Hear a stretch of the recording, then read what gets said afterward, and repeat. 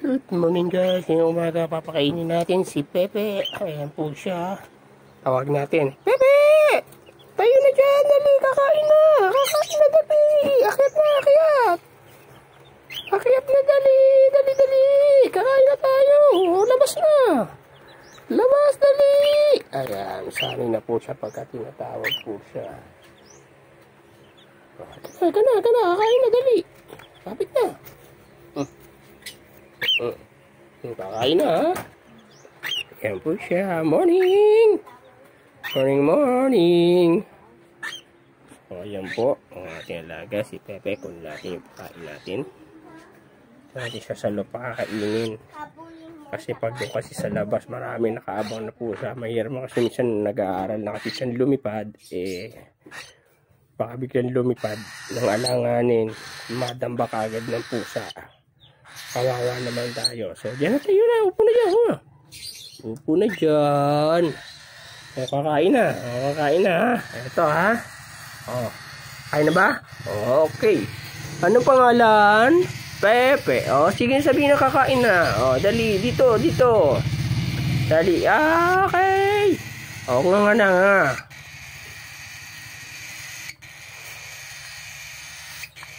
Papa na. Dapit na dali. Kaya na. Sarap.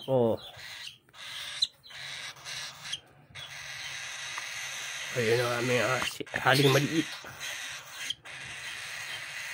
Kain na, dali.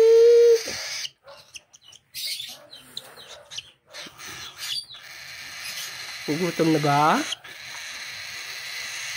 Nagutom na. Okay, kakain na. Okay. Nga. Sarap ng kain. Gutom yan eh. Dali. Salap.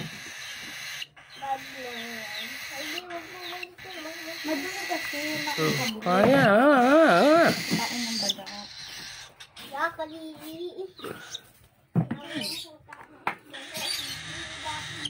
Usap ka kasi rito. Huwag ka kasi atras.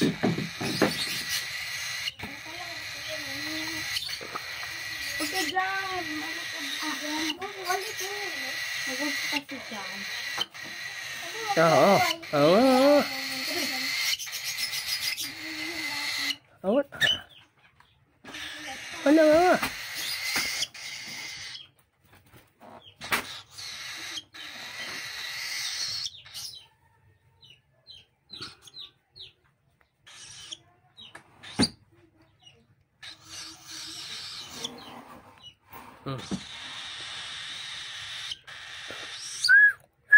Kain na.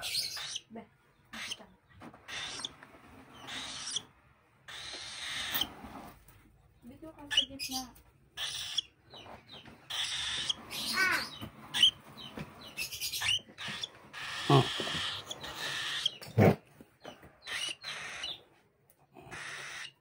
Diyan muna. Saan mo na ayos natin pagkain? Diyan lang yan. Diyan lang.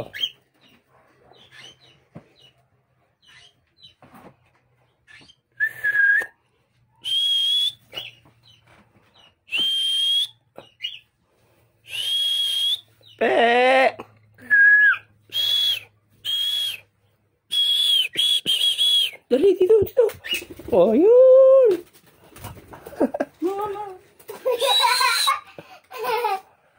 Na, nagpa-practice na siyang lumipad. Saan ka? Ito.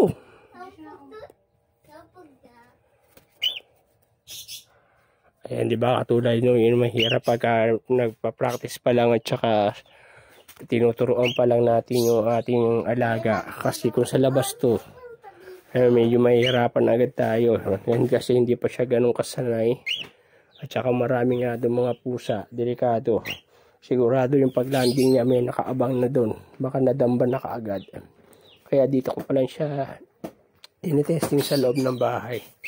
Mahirap na kasi pagka sa labas eh.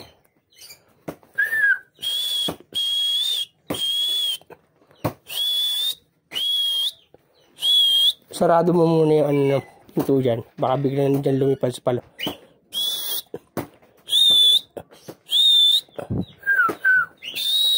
Pe!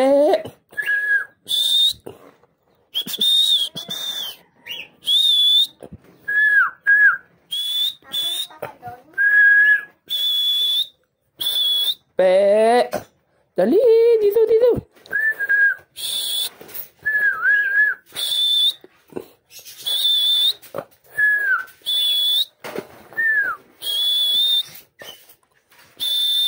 Dali, dito. Dito, dito, lipat sa kamay. Dito.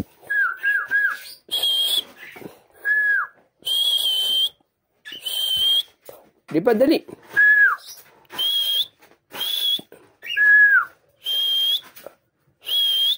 Pe.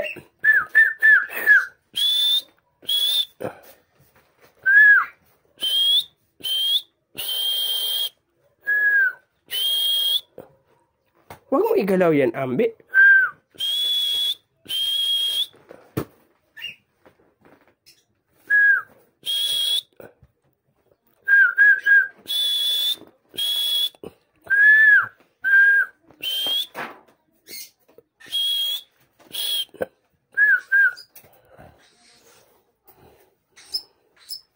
Oh, hindi pa siya gano'n nakakasanay pagka i-recall natin siya dun sa pagka medyo malayo-layo sa kanya ang tawag.